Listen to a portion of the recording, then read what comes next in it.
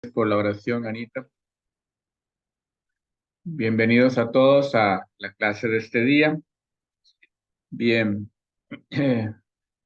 no olvidemos que estamos a un par de semanas de que se comience en la ciudad de Roma la primera de las dos etapas del Sínodo de los Obispos, en su 16ª ocasión, que tendrá como tema la sinodalidad de la Iglesia. Un sínodo que, como ya he comentado a ustedes, se las trae mucho. O sea, tengo mucho temor de que vaya a resultar de ese sínodo, eh, sobre todo por, bueno, no tanto los temas, sino muchos de los que han sido convocados para este sínodo. Aparte que es la primera experiencia de muchos que van a estar ahí como laicos, con voz y voto dentro del sínodo, aunque teniendo claro que también a lo último el Papa Francisco, para el próximo año, si está vivo, quiera Dios que esté, para que él pueda pues tener el control de este sínodo y sobre todo esté presente el Espíritu Santo para librar a la Iglesia del error, del cisma, de la apostasía, que son los tres peligros que tenemos en este sínodo. El error pues es decir cosas que no son.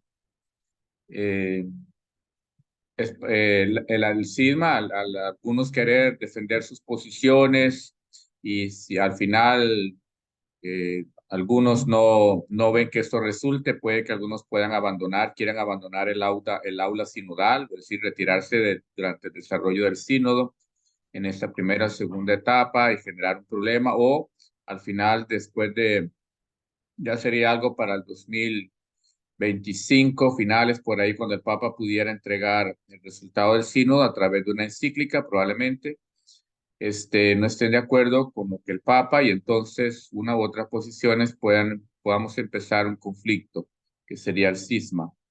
Y la apostasía, que es negar las verdades de la fe en favor de algunas ideologías acomodadas al mundo, como dice el apóstol, no se acomoden a las verdades del mundo, sino a las de Dios. No nos dejemos llevar por doctrinas llamativas, como dice también el Nuevo Testamento, pueda generarse un conflicto para la iglesia. Pero bueno, pongamos todo en las manos de Dios. Sí, definitivamente no va a pasar ese sínodo desapercibido. Tanto esta primera etapa de octubre de este año como la de octubre de 2024, si es que estamos vivos, y más aún también las conclusiones del sínodo. Habrá mucha gente peleada, resentida, etcétera. Vendrán transformaciones que generarán reticencia en la iglesia, de una u otra parte, sea los que se denominan liberales, sea los que se denominan conservadores, o los que nos denominamos dizque, al centro, un poco entre una y otra parte, un poco de uno, un poco del otro. Veremos. Sobre todo con la autoridad de los obispos, que yo pienso que va a cambiar mucho, y un poco la estructura de la toma de decisiones en los consejos presbiterales, consejos pastorales diocesanos, parroquiales, todo eso. Bueno, pero no dejemos de pedir que el Espíritu Santo esté presente durante toda esa actividad desde ya, se haga presente y puedan todos ser obedientes, dóciles a la inspiración del Espíritu. Bien, vamos a continuar el curso entonces. Voy a darles compartir pantalla. Está acá. Con un tema muy importante, que es la religiosidad popular. Eh, Pasa que, bueno, siempre desde la experiencia, recuerdo cuando entré al seminario, que todos desde niños pues hemos bebido y aprendido de la religiosidad popular de nuestros padres y abuelos. Entonces tenemos algunas costumbres o tradiciones populares. Algunas tienen que ser y han sido depuradas, purificadas. Voy a dejar de compartir para hablar esta parte así. Han sido depuradas o purificadas en la historia de la iglesia, cuando el cristianismo empezó a extenderse por todo lado, sea por la Europa, sea por Asia, sea por nuestro continente, la Oceanía, pues ya habían culturas, pueblos y civilizaciones muchas de ellas muy antiguas, con sus propios ritos, con sus propias religiones ya, sus propias divinidades, sus templos, sus sacerdotes, sus estructuras, sus cultos, ¿no?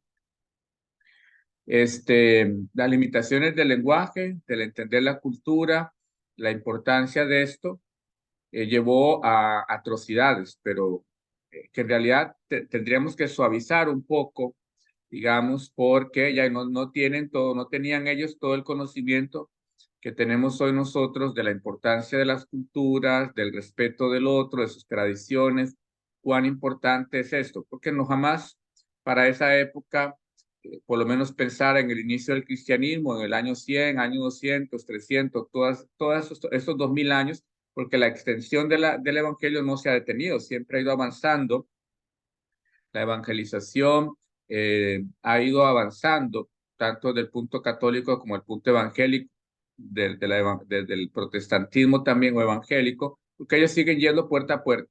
Y ahí vamos por países y nación para llevar, según lo mandado el evangelio, a todo el mundo. Entonces, claro, en el año 100, año 200, no habían los estudios sociológicos que tenemos hoy en día. Y a pesar de esto, que hoy tengamos toda ese acervo, todo eso que se ha recogido del conocimiento, del estudio de la sociología, de cuán importante es para el hombre sus valores, su cultura, sus tradiciones, aún así vemos, entonces podrían ser más atroces las de ahora, teniendo todo este conocimiento que los de hace 2000 años, ¿no? Cuando se evangeliza o se domina una cultura, creo que el cristianismo ya superó esa parte de la imposición y va pues hacia la propuesta. Pero en el caso del Islam, no, ellos es la imposición, como lo dice el Corán. Hay que extender el Islam por las buenas o por las armas. Así lo dice claramente el Corán. Entonces, es una imposición o el caso de comunismo, países comunistas, que se da la visión del comunismo político, como el caso de China, eh, la idolatría a sus propios dirigentes políticos. Curiosamente, ¿no? Con todo el conocimiento que hay en el mundo, pareciera que vamos retrocediendo, como decía Darwin. Llegará un momento en que el hombre evoluciona, llega como a un punto de máximo, pero en realidad no creo que haya un máximo de evolución en el pensamiento, estamos hablando del pensamiento, y luego vendría involucionando, vendría hacia atrás. Pareciera que estamos como en un retorno, en un bajar, descender de la evolución, ¿no? Entonces, con todo este conocimiento vemos la idolatría de ídolos, ¿no? De políticos, como el caso de Kim Jong-un, Kim Jong-un en Corea del Norte, el mismo Xi Jinping en China también, Bashar al-Assad, el caso de Siria, eh, que hubo aquí cerca de nosotros, mi tocayo Hugo Chávez, ahora Nicolás Maduro. Es esa idolatría de los ídolos, ¿no? La idolatría que hubo con Fidel Castro en Cuba, la idolatría que ahora se está cayendo, el caso de los Ortega Murillo en Nicaragua también. El pueblo, llegó un momento en que el pueblo idolatró a estos dos dictadores y ya ahora, pues, viendo lo que son, sacaron las uñas y ya ahora, pues, muchos están en contra, pero no hayan cómo enfrentar. Entonces, eso es muy importante de ver cómo hoy en día, a pesar, repito, de todo el conocimiento, se desprecia la cultura, los valores y las tradiciones de los pueblos a los que se va dando esta mezcla. También el que vaya habiendo esta relación, este comercio de culturas en cuanto a la globalización. En todos los países hay habitantes de otros pueblos, de otros continentes. También esto ha favorecido un sincretismo, que es la mezcla de tradiciones, de ritos, de culturas, ¿no? De eso no nos hemos librado en la América Latina. Eh, Algunas experiencias que he estado de celebraciones donde ha habido influencia maya, pero sobre todo en México, sobre todo en México y azteca, he visto un poco el sincretismo que hay dentro de los templos. Todavía no se ha terminado de depurar. También lo vi hacia Suramérica, en la zona de Perú y Bolivia. Hay muchísimo sincretismo dentro de las celebraciones de la misa o de algunos sacramentales. Se usan todavía algunos ritos paganos, por decir paganos que no son cristianos, ¿no? Pero son sus propios ritos, ¿no? De ellos, introducidos en la misa, que cuesta mucho que se quiten la idea de lo que les dio origen, ¿no? El culto a la Pachamama, Inti Raymi, etcétera, ¿no? Entonces, tampoco debemos nosotros, el sincretismo no es bueno, no es bueno el sincretismo, porque no somos ni lo antiguo ni lo nuevo. No, no, eso hay que depurarlo, darle un nuevo sentido, decir, bueno, esto se puede, esto no se puede, en el caso del cristianismo católico. Y por otra parte, hay de algunos, no sé si dizque por formación o demás, un desprecio de los valores de las tradiciones populares de los pueblos. Yo quisiera que ustedes tengamos presentes como no hay que imponer nuestra visión, hay que respetar al que quiera mantener, que respete sus ritos, sus tradiciones, pero entonces no dentro del catolicismo. No podemos tolerar o facilitar el sincretismo, la mezcla de, y menos aún despreciar los ritos. Si aquel no quiere convertirse o quiere mantener sus ritos, bueno, que vaya afuera, pero tampoco yo voy a despreciar o luchar contra eso. Que él viva, que celebre sus propios ritos, sus culturas, sus tradiciones. Y en realidad eh, sería de muy poca espiritualidad, muy poco, en realidad puede tener mucho conocimiento de aprendido, pero realmente no aplicable, que eso es lo que hace la persona sabiduría e inteligencia, no es leer y aprender, es a cómo aplicamos el conocimiento en nuestra vida, el despreciar las tradiciones populares. Eso de rezar nuestros rosarios, de ir a un rosario de la aurora, que yo no me gusta porque a mí no me gusta madrugar. Entonces digo que en la Biblia nunca hay un rosario, un fundamento bíblico para el rosario de la aurora, ¿no? Tampoco teológico. Pero, bueno, los rosarios de la aurora, a los que nos gustan las imagencitas, pues tener nuestras imagencitas. A mí me gusta como Cartago, mezclado con Guanacasteco, pero sobre todo más Cartago. Los Cartagos somos de tener como 100 santitos en la casa, ¿no? Cuanto santo veamos que no lo tenemos, lo compramos y lo llevamos para la casa. Entonces, ya, a mí me gustan los santitos. Aquí a la mano tengo San José, aquí tengo Santa Rita de Casia, aquí por el otro lado en el escritorio tengo mi Jesús Redentor. Ven, solo aquí en el escritorio, ¿verdad? Solo aquí en el escritorio. Por ahí tengo otros guardaditos. Allá al otro lado tengo Nuestra Señora de las Mercedes, Jesús resucitado. Entonces, mi infancia, para mi infancia fue muy importante esa parte de la cultura y de las tradiciones de mi familia, que se viene arraigado de mis padres y de mis abuelos también, que pues fueron personas siempre muy cristianas. Entonces, ya sí, ya casi le doy la palabra, Anita. Entonces, no podemos despreciar. Eso es muy importante, porque a veces hay sacerdotes, obispos, y es de lamentar, y diáconos también, que desprecian las religiosidades populares de las personas. Lo veo como cuando llegan a que les bendigan un rosarito, una botella de agua bendita, una estampita. Ya se los había dicho en otro momento. Usted tómese todo el tiempo, toda la solemnidad, deténgase, haga todo un rito. Pues no se va a poner estola y alba y todo, pero deténgase, siquiera que su rostro muestre la solemnidad de lo que va a hacer, de esa humildad de pedir a Dios que Él se haga y se manifieste presente en esos sacramentales que llamamos, ¿no? Rosarios, agua bendita, las imagencitas. No despreciemos eso, no despreciemos eso. Hay testimonios donde curas han llegado a casas y le dicen a la abuelita, ¿para qué tiene usted ese altar ahí? No, no, no, abuelita, bote eso, quite eso, no, no, no, no. No, jamás, jamás caigamos en la tentación de despreciar esos ritos, esas culturas, esas tradiciones que están en nuestras comunidades, en nuestras familias. Sí, Anita, abre el micrófono y la escuchamos. Padre, precisamente le iba a comentar de que Y ahí a mí, mi madrina de bautizo fue la que me catequizó y me dio mucho ejemplo. Entonces yo, igual, a veces me compro una imagencita o me regalan una imagencita y yo la llevo a bendecir. Mi madrina murió y entonces una sobrina andaba regalándole a todo el mundo todo el montón de imágenes que tenía.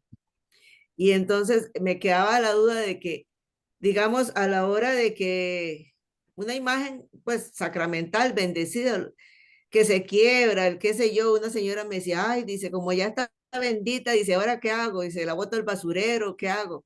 Esa es una pregunta, que qué hacen con las imágenes que se quebró o ya no la quieren tener en la casa los familiares de un difunto, una difunta. Y después, con respecto a la bendición, la segunda pregunta que quería hacer es que el otro día escuchaba a un sacerdote que decía que uno, cuando recibe la bendición en la Santa Eucaristía, también podía llevar las imágenes y todo eso y que no necesitaba ir directamente donde el sacerdote a pedir la bendición, sino que con la bendición al final de la Santa Eucaristía quedaban benditas los objetos. Esas dos preguntas, padre. Sí, en el caso cuando una imagen ya se deteriora, se quiebra, y algunas pueden ser reparadas, pero realmente los que se encargan de esa área se abusan de esto. Entonces, la imagencita puede ser enterrada en el jardín, sea o enterrada en alguna macetera. Ahí se va a ver cómo es. Bueno, las de yeso pues se irán deteriorando ahí. Lo que pasa es que ahora se usa el material de fibra de vidrio, pero puede enterrarse en alguna parte del jardín esa imagen o que la persona lo pulverice lo más que pueda y la entierre en el jardín o así en los pedazos que están, puede enterrarlas en el jardín, en la raíz de algún árbol, algo así, enterrarse de esa manera. Y en el caso de la bendición, sí, no porque la bendición que el sacerdote o el diácono vaya a dar al final de la celebración de la Eucaristía o de la liturgia de la palabra, es una bendición sobre el pueblo, es una bendición para el pueblo, ¿no? De menos que yo diga que expresamente que esa bendición a veces se hace en celebraciones muy grandes, por ejemplo, en Basílica de San Pedro, donde los peregrinos son muchos, van por cientos, entonces se dice que, bueno, que se va a pedir a Dios que esa bendición que se va a dar también aplique para bendecir los sujetos religiosos o de piedad que llevan ellos con el deseo de que sean bendecidos.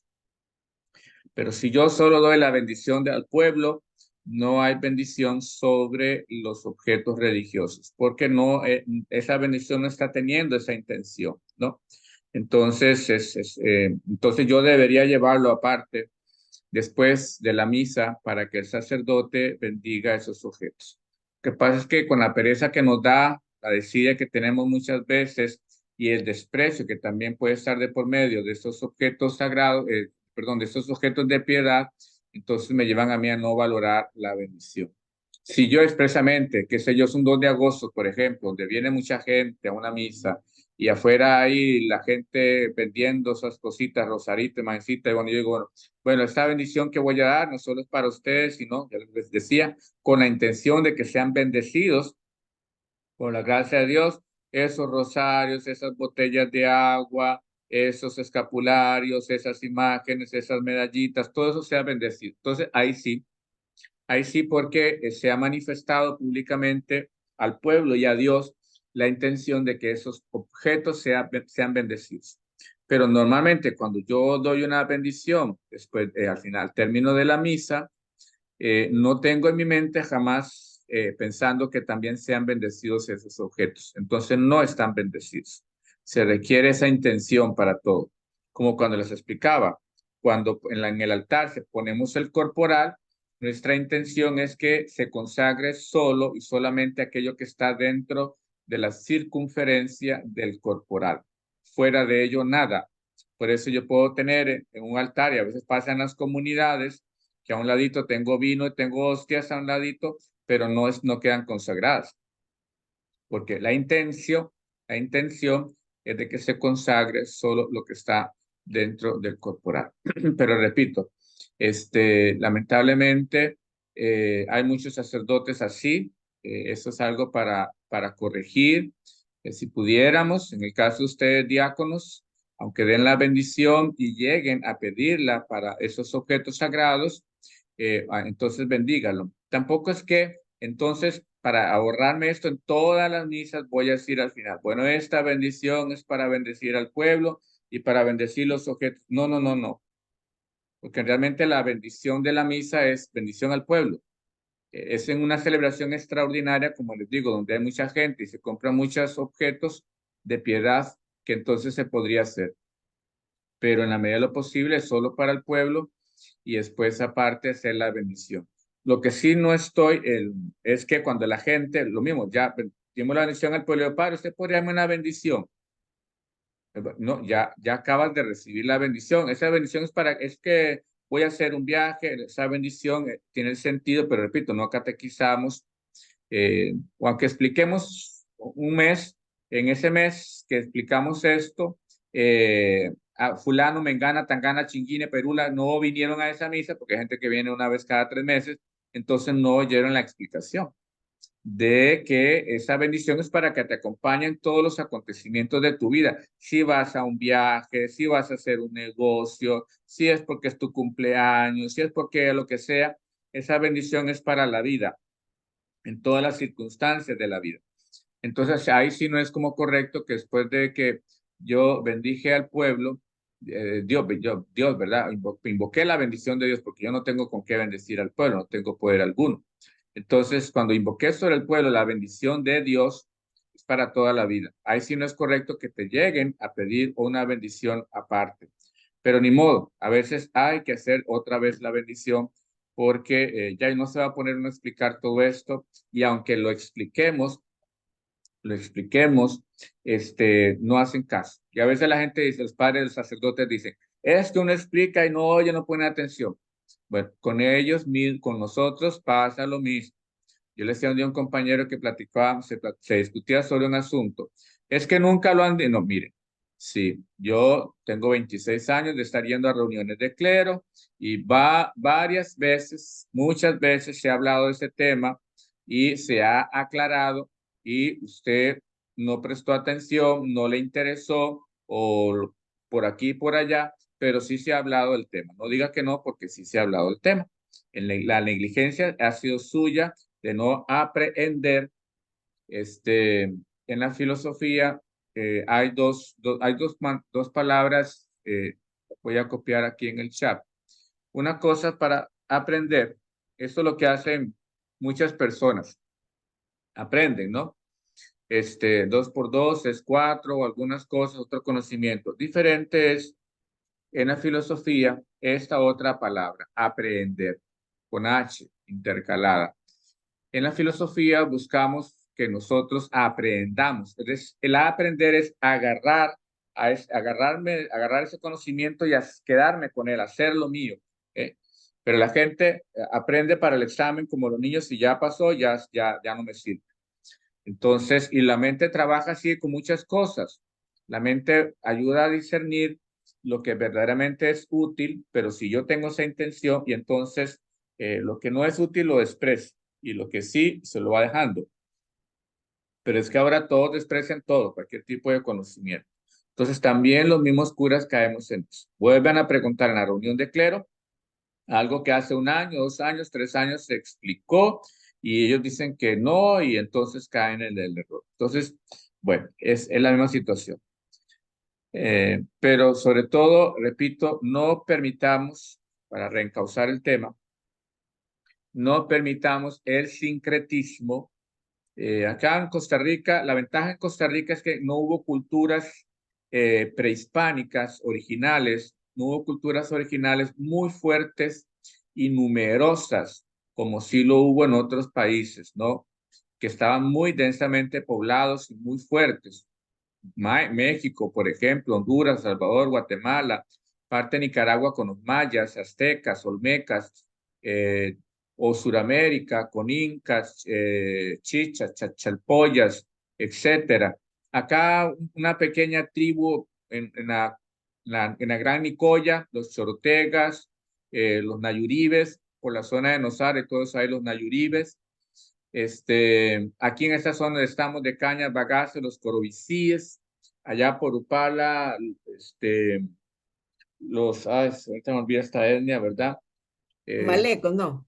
sí, los malecos, creo que con Bruncas también un poco, y la meseta, o sea, Talamanca, los Bruncas, ¿no? Después que llegaron evolucionaron o quedaron en las ramas en Cabecar y Bribris. Entonces, era muy poca la población. Repito, cuando uno va a esos países donde fuertemente civilizaciones de miles de años, con sus ritos y todos en Guatemala, quiero hacer la experiencia de ir a Guatemala, para ahondar, ver un poco todas estas cosas. Es muy fuerte. Lo he estado en Sudamérica, repito, en Bolivia, Perú, se ve ese sincretismo, se ve ese sincretismo. Entonces, no es bueno el sincretismo, no es bueno rechazar del todo esas tradiciones. Lo que hay que hacer Padre, es perdón, no, que cuando Juan Pablo II visitó México, me parece haber visto imagen de que un chamán le estaba haciendo una limpieza al Papa a San Juan Pablo. sí, Creo sí, que sí. lo televisaron eso. Sí, sí. Entonces, bueno, puede ser una parte de, bueno, si es un sacerdote maya, es un sacerdote maya, por ejemplo, es un sacerdote azteca, no es cristiano, que ellos tienen esos ritos, bueno, como un asunto de ecumenismo, y lo que ellas sí tienen esa visión, bueno, uno hace ese respeto, es una forma de respetar en lo que crees, ¿no? Me voy a someter a lo que tú crees y todo, por un respeto de tu cultura, valorar, apreciar. Dios tiene muchos, miles, millones de caminos por los cuales nos hace llegar a Él. Entonces está esta parte.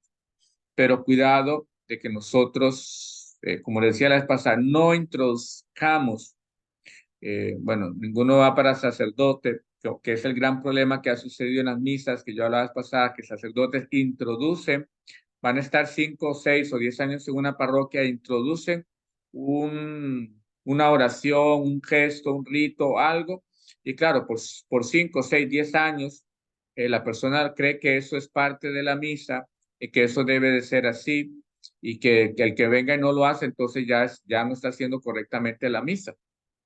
Como ese gesto en Santa Cruz, que es un no negro chumeco, no sé qué, que esto y que el otro con la mano.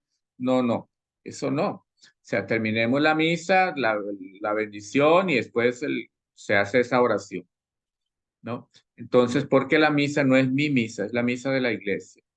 Y eso tenemos que tenerlo muy presente, de no introducir nosotros algo que a mí me guste, una ejaculatoria que a mí me guste. No, no, es lo que está en el esquema de la misa. Marcos. Solo un comentario que, hablando de no despreciar, este lado donde vivo, llega la cuaresma y era muy distinto en la época antes. Y la gente recuerda que el abuelo decía que no sube el palo para agarrar un mango durante cuaresma porque el rabo, se va a crecer un rabo, ¿verdad? O era durante Semana Santa y yo vi que hasta, aparte de iglesia, la misma generación ahora despreciando esas actitudes o esas situaciones, ¿verdad? Y vea, yo porque muchas veces es Semana Santa donde mueve mucho laico para atender pueblos, misionando. Y yo digo de eso de apreciar, porque, por ejemplo, digo, hoy en día no creemos eso y ahí realmente nadie está creciendo rabos, ¿verdad? Y cosas así. Pero los antepasados tenían un respeto para esa Semana Santa y todo Cuaresma. Es diferente que hoy, que especialmente ese lugar donde está es puro playas, ¿verdad? Y la playa se llena con un paganismo hoy.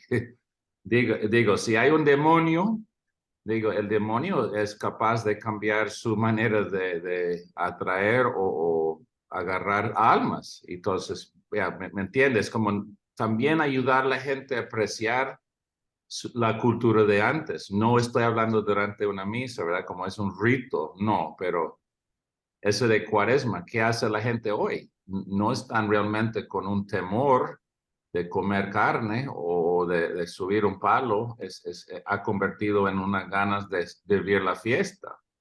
Entonces, es un ejemplo, digo, que yo pienso que está hablando de esas creencias o estas maneras de vivir su fe.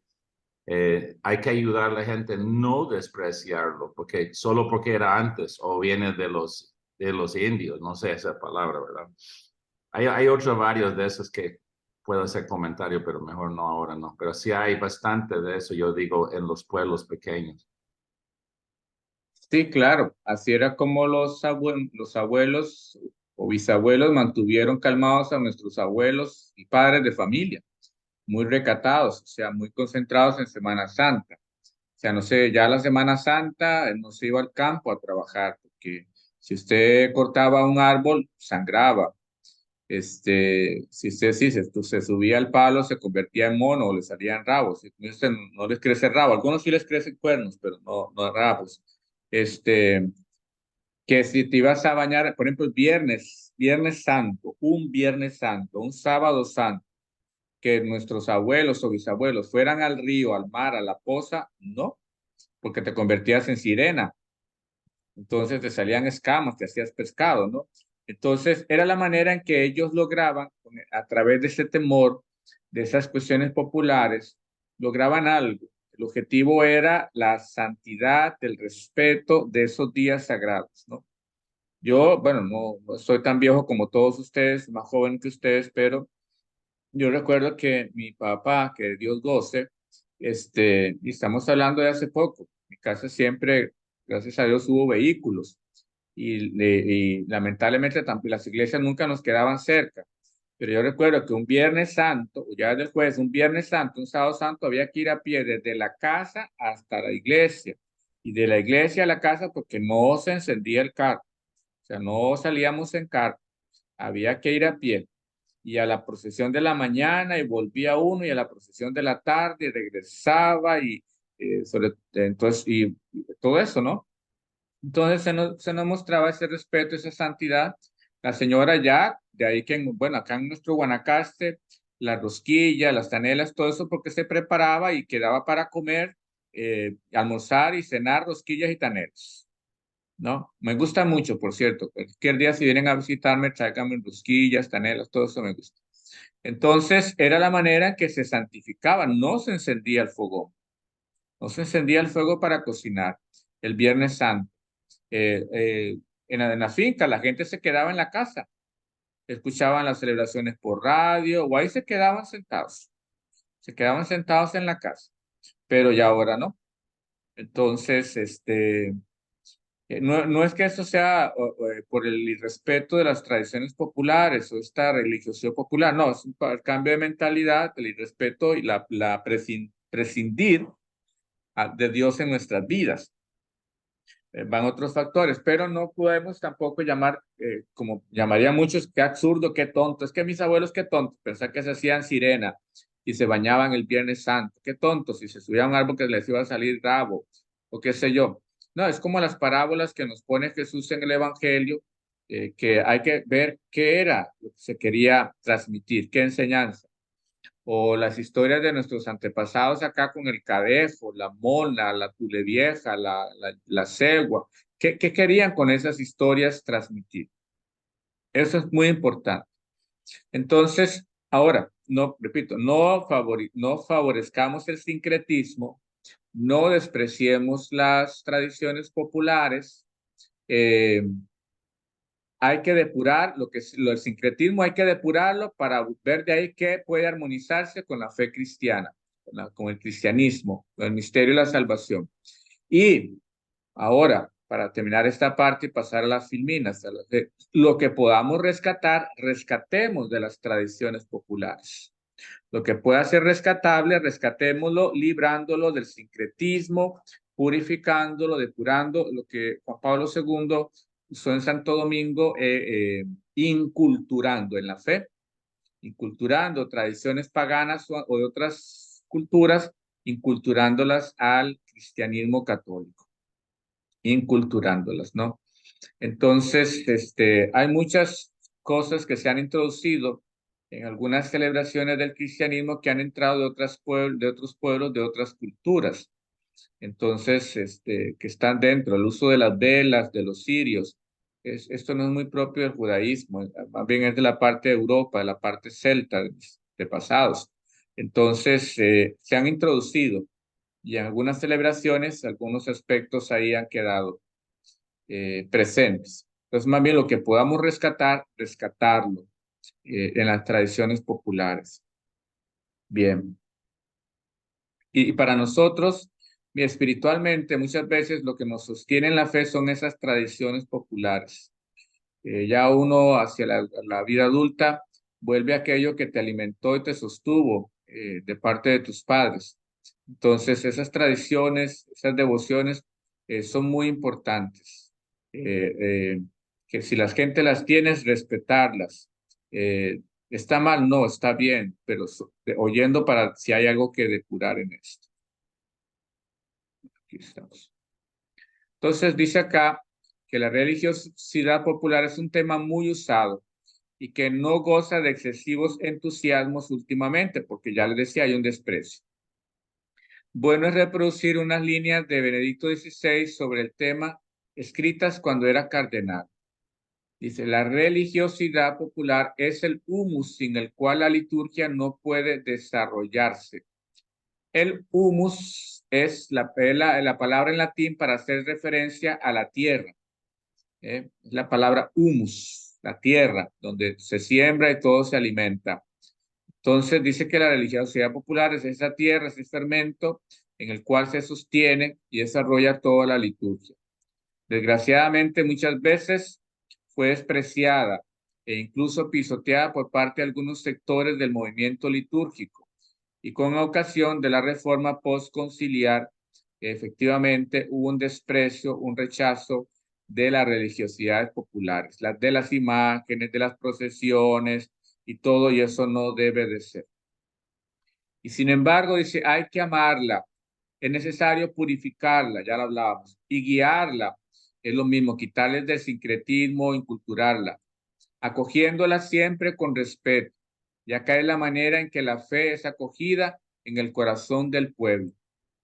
Es como ellos van entendiendo la presencia de un ser trascendental, primero según sus dioses y luego ahora en Cristo. Aun cuando parezca extraña o sorprendente esas tradiciones,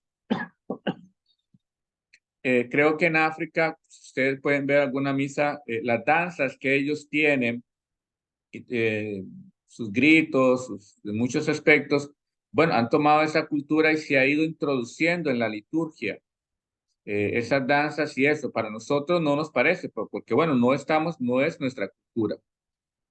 Uno va a Limón y encontrará en las misas que hay danzas, sobre todo en el caso de la ofrenda, de las ofrendas, ¿no? Ellos danzan llevando las ofrendas ahí, yemayá, danzando ahí, ¿verdad? Entonces, bueno, es parte de eso, se ha ido purificando, es lo que los ha alimentado y no podemos cortar ese ombligo. Es raigambre segura e interior de la fe, esas tradiciones populares, esa religiosidad popular, el rosario, es una religiosidad popular el rosario, no es algo bíblico, digamos que diga, este es el rosario, ¿no?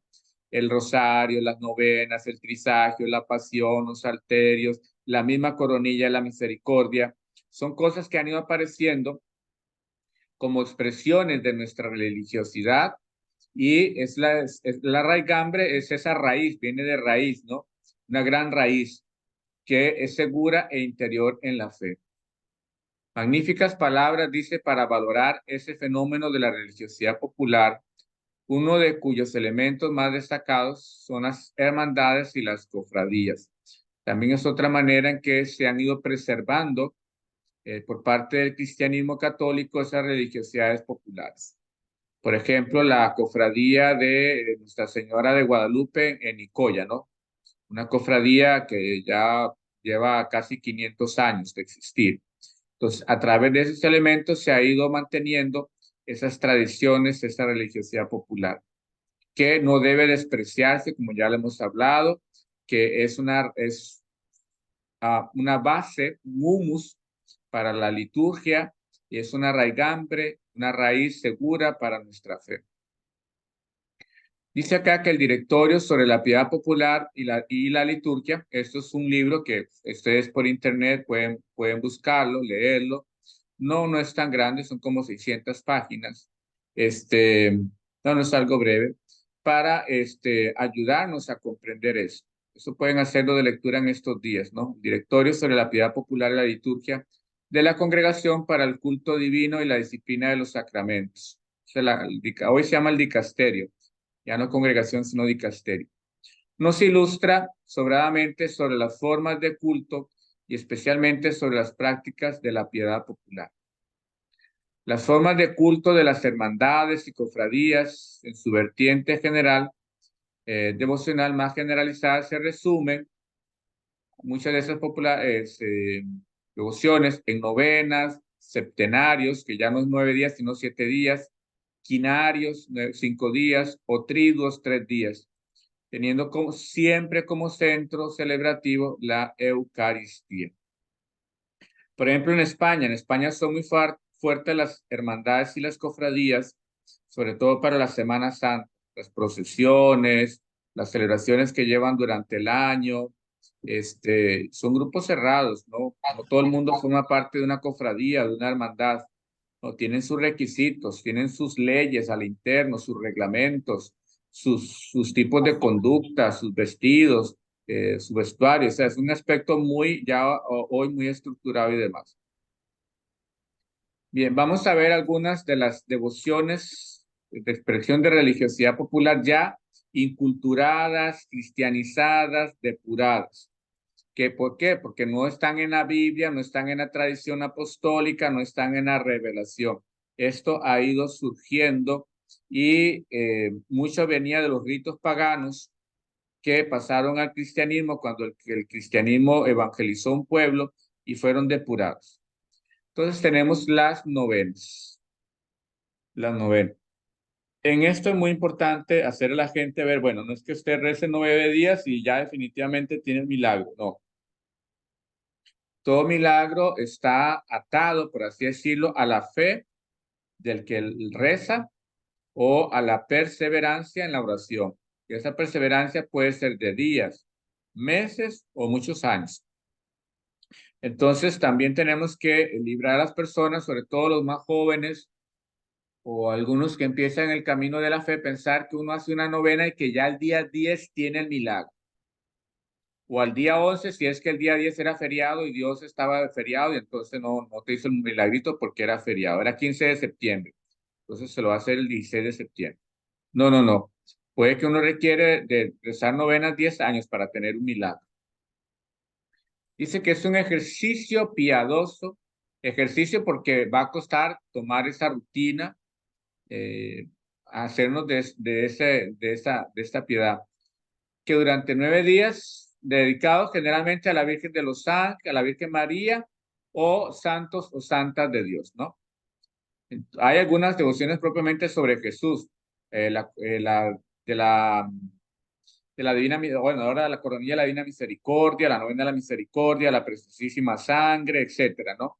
Pero normalmente todas las novenas son sobre María, novena de la Virgen, o usando la intercesión de algún santo o alguna santa. La devoción, la novena Santa Marta, Santa Rita, San Alejo, etcétera. Muchas de las novenas tienen indulgencias. La indulgencia, recuerden que es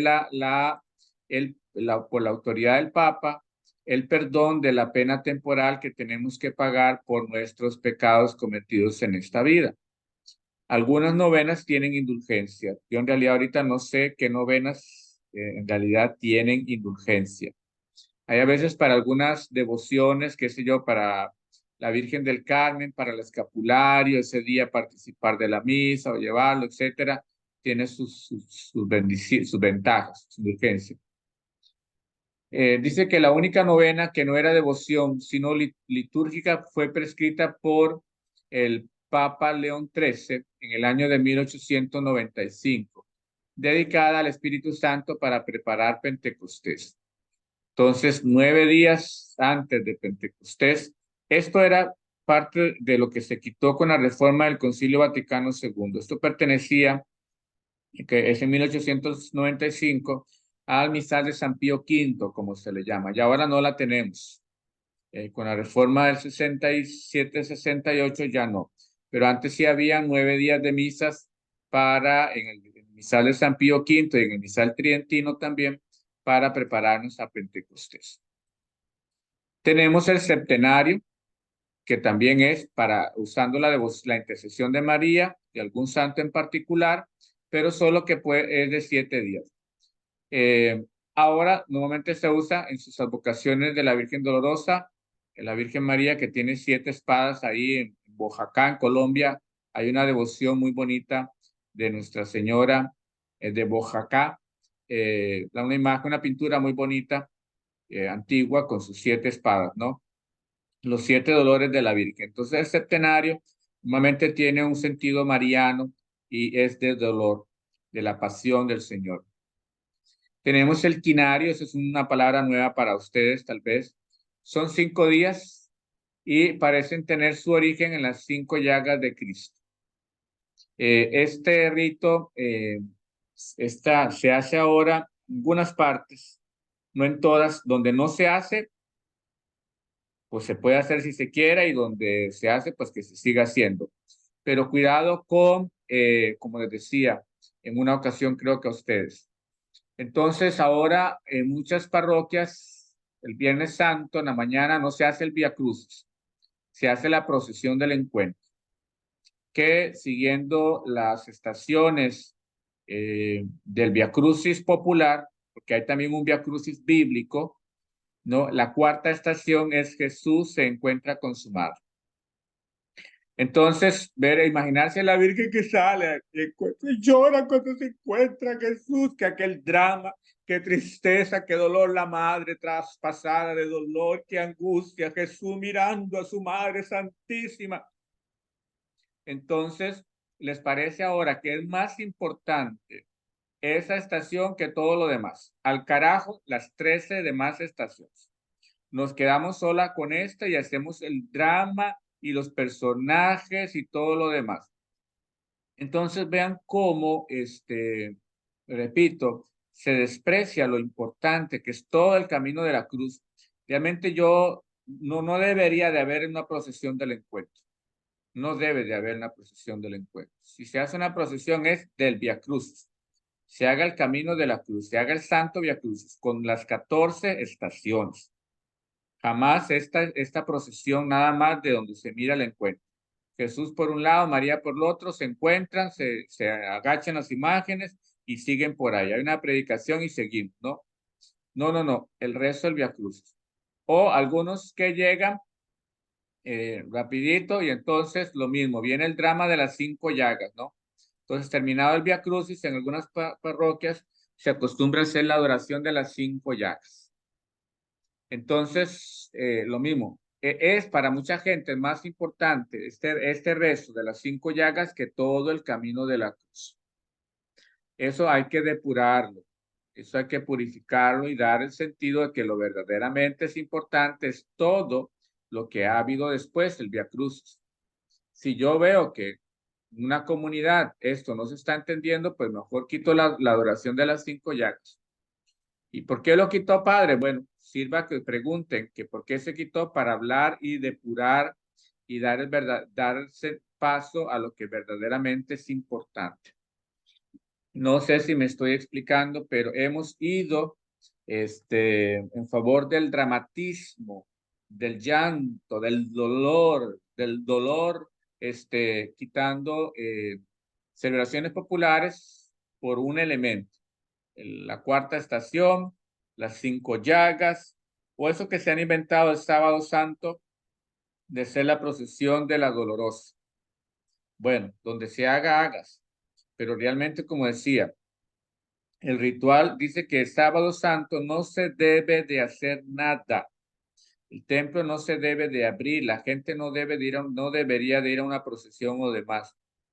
Si ya es costumbre, pues hágase. Y donde no está, no se haga. Si uno como sacerdote llega a una comunidad, el Sábado Santo no se hace eso, es lo mejor, que no se haga nada. La iglesia está en silencio, está recluida, está escondida en el cenáculo, esperando bueno, más bien está dolida, solo María probablemente tenía en su mente la espera de la resurrección. Pedro, Santiago, los demás apóstoles vieron el fracaso, lo mataron y ya lo enterramos y ya no hay nada que hacer, aquí se acabó todo, ahora qué vamos a hacer. Solo María probablemente está en su corazón, probablemente no, solo María ciertamente estaba en ella la espera. Por eso está ahí, Lucas la pone ahí en el cenáculo. Estaban todos los apóstoles con las puertas cerradas y las ventanas por miedo de los judíos y María en medio de ellos. Porque era ella la que los tenía ahí, los mandó a traer, los reunió. Aquí esperamos hasta que llegue el momento. Que Tal vez, en el tal vez la Magdalena también, tal vez. sí, sí. Todo eso, el pozo, la samaritana. Así, entonces, ese drama, repito, no debemos fomentarlo. Es que también es un aspecto muy humano, ¿no? Nosotros cuando estamos en sufrimientos, cuando más acudimos a Dios. Si ustedes ven el dolor de la procesión del santo, del santo entierro, atrae más gente que en el Via Crucis, porque en el Via Crucis Jesús todavía está vivo, pero ya ahí está muerto. Entonces está ese dolor. La gente se siente más identificada con un Cristo crucificado que con un Cristo vivo. Esto lo desarrolló mucho con todo y lo que pueda haber de la teología de la liberación, lo desarrolló muy bonito John Sobrino en el Cristo latinoamericano, algo así se llama su libro, John Sobrino, uno de los teólogos de la liberación con Leonardo Boff.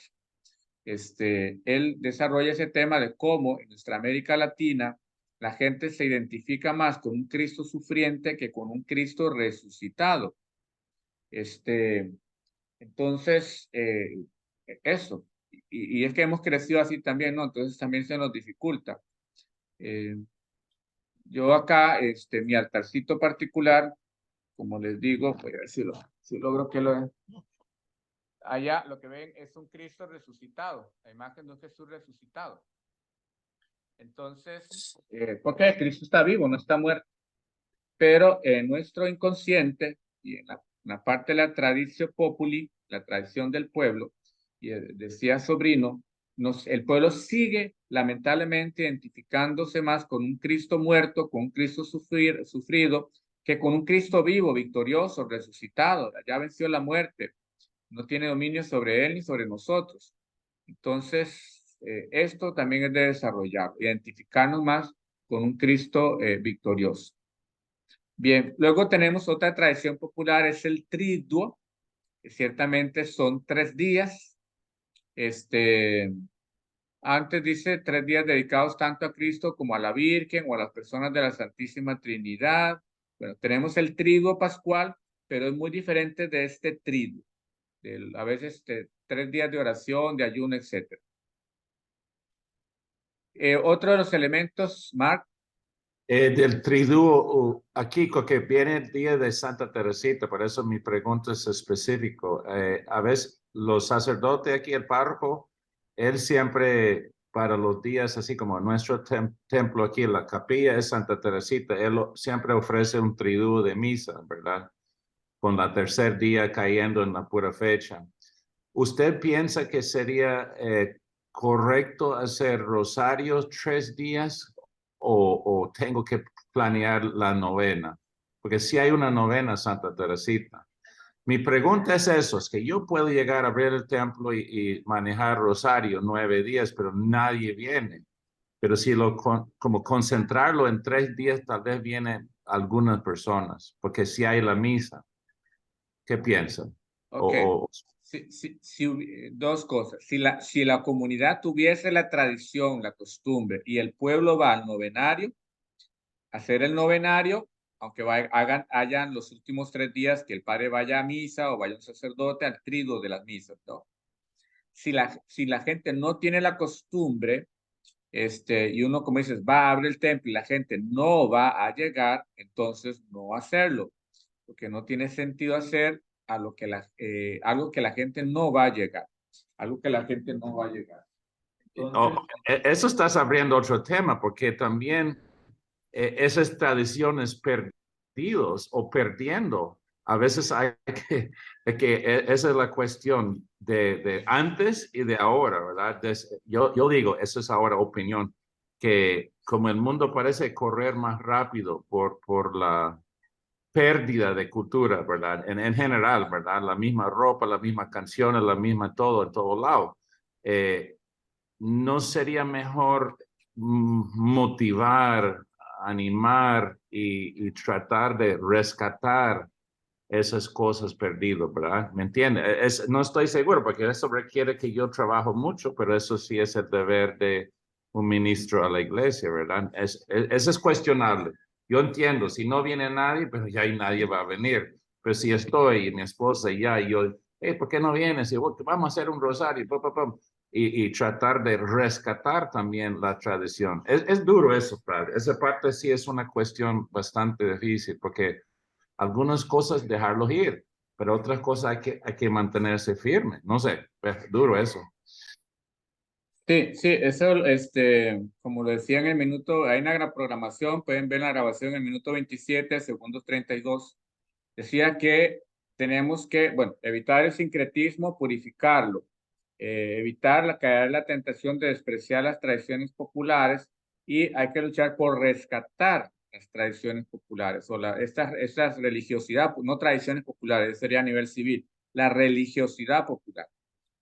La gente tiene mente in Deo, como dicen, su mente a Dios, y tiene la idea del novenario. Lo del triduo es algo que para la Semana Santa y no mucho, ¿no? Ellos tienen más novenario. Probablemente las viejitas les suene novenario, no les va a sonar triduo. Entonces, si uno, como dice si uno motiva, pues bien, motivemos el novenario, aunque los sean los últimos 3 días, no sé si en los últimos 3 días el padre llegará a misa. Ahora, el triduo es y el novenario termina el día anterior de la fiesta patronal. La fiesta patronal no se cuenta como parte del triduo o del novenario. Entonces, bueno, se puede motivar a la comunidad. Van a llegar pocos, las personas más mayores van a llegar, pero repito, se rescata o se mantiene algo que ha sido costumbre, porque lo del triduo no es algo que haya costumbre. La gente quiere el novenario. Nosotros en los centros parroquiales, algunos sacerdotes van ahora hacia el triduo, por lo que significa a veces un novenario, ¿no? Es toda una organización, sobre todo en el centro parroquial, pensar en la comida, pero sobre todo pensando en la comida del sacerdote eh, y encontrar 9 sacerdotes que vengan. Es que también todos estamos ahora tan ocupados que verdaderamente a veces cuesta encontrar 9 curas que vengan a un novenario. Entonces, algunos se han ido hacia el triduo. Mejor es más fácil conseguir 3 que conseguir 9. Y también 3 noches, 3 cenas que conseguir 9 cenas. Y al sacerdote siempre pues, se le da un estipendio por la gasolina y eso. Entonces, también económicamente es más rentable dar para 3 que dar para 9. Pero la comunidad está acostumbrada al novenario. Puede hacerse paralelamente el novenario, los 9 días, aunque los últimos 3 días venga un sacerdote. Y en las comunidades, lo que a ellos les suena, repito, lo que a ellos les suena es novenario. Eso el triduo es algo que ellos, ¿y eso qué es? Como ustedes, vamos a hacer un quinario. ¿Qué es un quinario? Eso no les va a sonar. En su vida han escuchado la palabra quinario. Puede que ustedes, algunos, siquiera ustedes, para algunos, hoy es la primera vez que oyen la palabra quinario. Entonces, ven, hay que promover, rescatar lo anterior. ¿Qué se hacía hace 10, 20, 30 años? Se hacía un novenario. Bueno, hagamos el novenario. Las viejitas irán, algunos jóvenes irán. Ahí uno se va organizando, pero hay que rescatar la piedad popular. La religiosidad popular Una no hay que dejar más, que se pierda. solo mencionando, se me ocurre aquí, mi esposa habla de antes, ¿verdad? Que tenían los portales. ¿Portales? Sí, Y era una portal. gran cosa, ya usted va a la familia donde ellos hicieron ese escenario y con tamale y con oración, con rosario, y eso es lo que queda grabado en su memoria, pero eso ya no recuerdo ver uno de esos. Sí, sí, sí. Repito, son cosas que hay que rescatar, no hay que dejar que se pierdan. Motivar a las gentes que hagan su portal, que hagan su rezo del niño, si quieren su familia, las posadas, que viene la Navidad, las posadas, eso es de rescatar, que no se pierdan las posadas, aunque la gente no, es que no tengo para darle gallo, comida a todo el mundo, miren, una bolsita de confites, o aunque no den nada, pero no dejar que se pierdan las posadas, los viernes, los viacrucis de los viernes de Cuaresma, también ayudan mucho. Eso no es tan antiguo, es muy nuevo. En realidad, los viernes, los viacrucis de los viernes de Cuaresma es algo que tal vez no tenga 100 años, por lo menos no acá en Costa Rica. Pero bueno, donde se hace, que no despreciarlo, donde no se hace, si quiere implementarse, pero catequizando, evangelizando, esos viacrucis. Pero hay que rescatar la piedad popular, porque eso es bonito, eso es muy bonito. Portales, todo ese elemento, eso es bueno. Bueno, ahora que también se va introduciendo en nuestro país, no, creo que en otras partes también poner esa cruz para la cuaresma también, ¿no? Una cruz en el patio de la casa, ahí en la yarda al frente, en la yarda poner una cruz con tela morada, eso se ha ido introduciendo, bueno, eso está bien. Y que la gente tenga su interioridad, se vaya, porque no solamente también es esto, ¿no? No es solo hacer por hacer o poner por poner. Yo, les digo a ellos para el Adviento. Uno pasa para las Navidades, cercano a la Navidad, cuando todavía estamos en Adviento, esas casas llenas de luces, decoraciones, qué bonito. Pero por dentro una oscuridad total, pleitos, infidelidades, alcoholismo, drogadicción, violencia doméstica, adulterio, abusos, gritos, mala crianza. Entonces yo les decía, no pongan luces. Cuando la gente le pregunte, mira, ¿por qué este año no pusiste luces? Es que adentro no tenemos luz en la casa. Cuando haya luz adentro, vamos a poner luz afuera para que seamos reflejo por fuera, ¿no? Pero entonces poner una cruz por ponerla, no solamente eso, es que la familia tenga conciencia que ha entrado en un tiempo de preparación. Porque hay gente que sí, el padre mandó que pusieran una cruz, mandan a través de la catequesis el mensaje. Entonces ya van a ir refunfuñando, cortan unas tablas, la hacen, la pegan y la ponen allá afuera en la yarda, en el jardín y pum, y ya. Sin pena ni gloria. No, no. Que haya toda una catequesis, una evangelización, que nos va a recordar cuando yo vaya llegando a mi casa y vea esa cruz, que me recuerde que estamos en ese tiempo. O cuando voy saliendo y vea esa cruz, que me recuerde ese misterio por el que nos estamos preparando, ¿no? Lo mismo les decía en otras comunidades. Hacen el portal, en algunas comunidades hacen el portal. ¿Y quién es la única? Solo hay dos personas, solo hay dos seres vivos que van al portal. Muchos hogares hacen el portal y solo dos seres vivos van. ¿Quiénes son? Para mí, la abuela, si es que está viva la abuela todavía, la abuela y la gallina a poner huevos. Son los dos seres vivos que van al portal. La fiel, que no falta la gallina, que siempre es un pleito que se va a poner al portal, ¿no? Entonces, nada más, la gente no se reúne en torno al portal a rezar los días, todas, digamos, durante el Adviento, o desde que lo pongan hasta que lo quiten un rosarito cada día, o siquiera uno a la semana. No, no, no, no, ponen ahí. Entonces, no es solamente también poner o hacer las cosas por hacerlas, no, que haya una catequesis, que haya un sentido, un trasfondo, una formación, un contenido teológico, que tengan un contenido teológico, el portal, la cruz de la...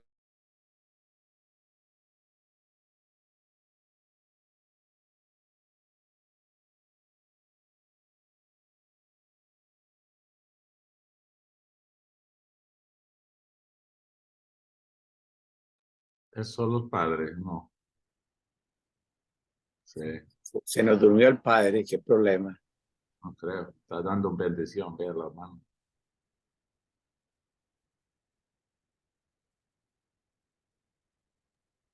El momento para inclinar la cabeza, está dándonos la bendición ya para que vayamos a descansar. Es que se fue la luz acá en este sector un poco. Lo de las témporas. Ok. Ya que recuerdas lo de las témporas, son movibles, son una fiesta movible. Entonces, las vamos a encontrar hacia octubre, probablemente. Octubre, noviembre vamos a encontrar las témporas. Por eso es que todavía no están. Si tuvieras el ordo, que ya trae todo el año, ahí sí vas a encontrar las fechas de las témporas de acción de gracia, de penitencia Petición de acción humana. Pero sí, en este año no está en el libro, no están ahí, como digo, en letra hasta, pequeña, ni nada. Bueno, hasta qué fecha llega ese último texto que les no, dieron ahí. hasta viento viene, hasta el viento. Hasta el viento viene ahí. Sí, voy a Sí, las ver, témporas. hasta 2 de diciembre. Oh, sí, ya. Pero no, el año pasado sí estuvo, pero igual no fijamos en eso, digo, esa es otra que una tradición católica que debemos o podemos sobresaltar en nuestras parroquias, nuestras comunidades. Sí, las témporas se toma del Imperio Romano, como les decía, sí se toman de las culturas donde se evangeliza, se toman algunas tradiciones y pasan al rito, ¿no? A las celebraciones católicas. Una de ellas son estas, las témporas, o las idus también, o idus o témporas. Pero deben de estar, se celebran entre semana, a veces una cada semana, a veces unas es jueves, otras viernes y la otra van a estar entre semana.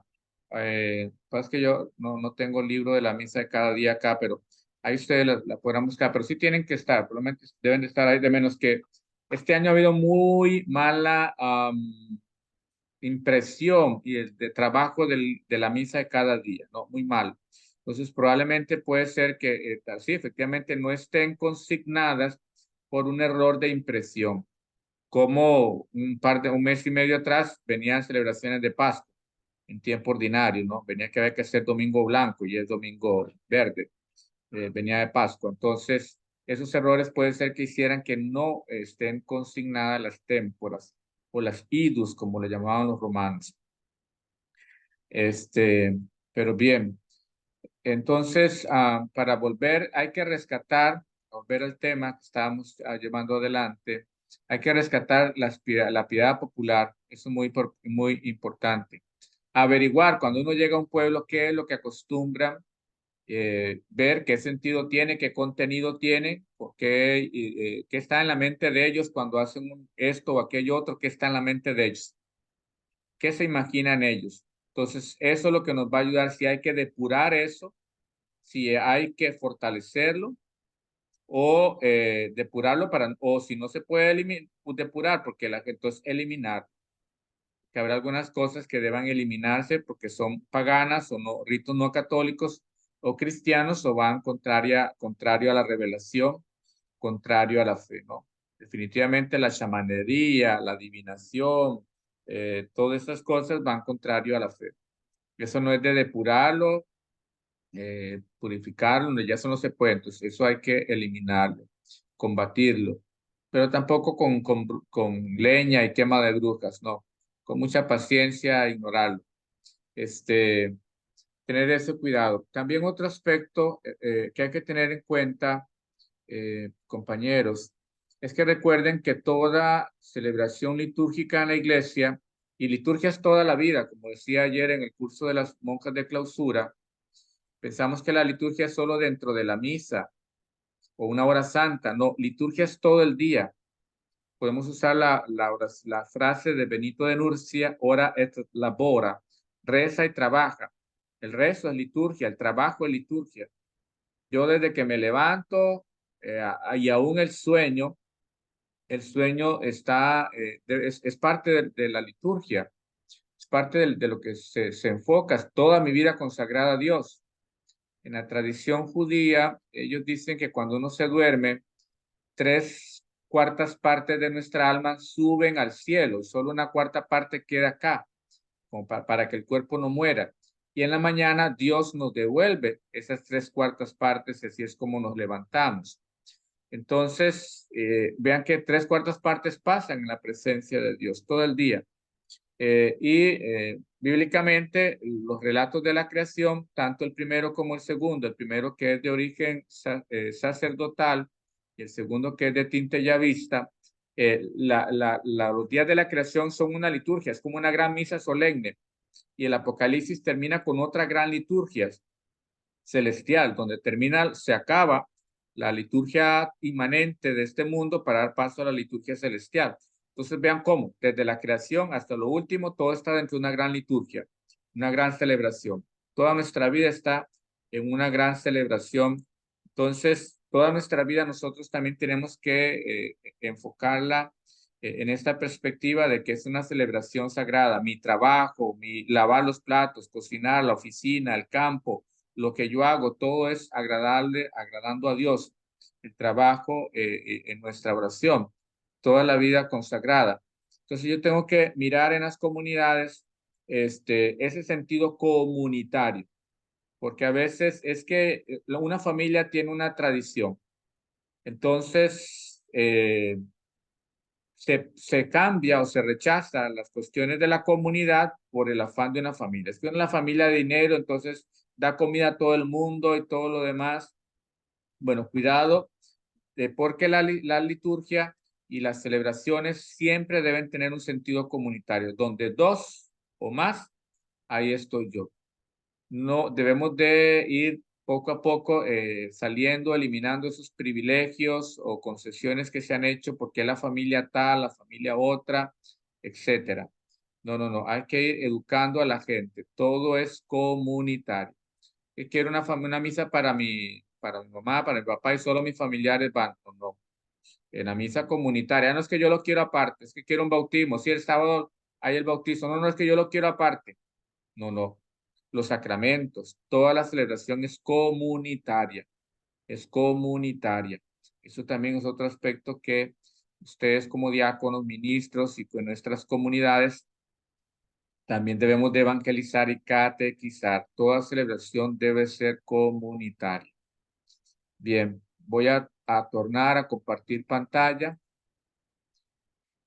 Entonces, para ir adelante, bueno, ya vimos lo del triduo, el Via Crucis, ya lo hemos hablado. El Via Lucis es algo que se ha introducido hace muy poco también, que son 7 estaciones, si no recuerdo mal, y se lo celebran el Domingo de Gloria en la noche. Que eso es otro, muchos les ha dado algunos sacerdotes que ahora, después de la misa del día de Gloria, la noche, la de la noche, se celebra con una procesión eucarística. Lo mismo, le damos, no, es el día de la resurrección del Señor. Yo no veo por qué haya que hacer una procesión eucarística. Ya el sentido de o donde se realzó la presencia de Jesús en el pan y en el vino se hizo el Jueves Santo. Se hizo el Jueves Santo. La Eucaristía, sí es presencia de Cristo resucitado, es su carne y su sangre, pero es sobre todo el sentido de la carne y la sangre inmolada que se da, que se ofrece, que se sacrifica. Entonces casi que teológicamente volvemos atrás. Estamos ahora con el Cristo resucitado, pero estamos apegados, como les decía ahora, citando a John Sobrino, al Cristo sufriente, al Cristo crucificado. No, yo definitivamente no estoy de acuerdo en el que el Domingo de Gloria en la tarde se termine con una procesión eucarística.